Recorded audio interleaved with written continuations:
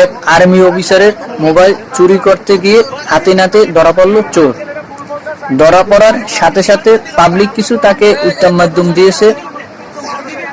আমার ভিডিওটা করার উদ্দেশ্য হচ্ছে, আপনারা যারা মসজিদে নামাজ পড়তে যান তারা মোবাইল, জুতা, ঘড়ি ইত্যাদি এই জিনিসগুলা সবাই সাবধানে রাখবেন।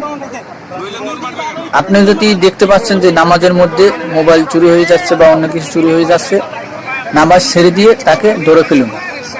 নামাজ ছেড়ে দিয়ে ধরা জায়েজ আছে, হাদিসের কোনো নিষেধাজ্ঞা নেই।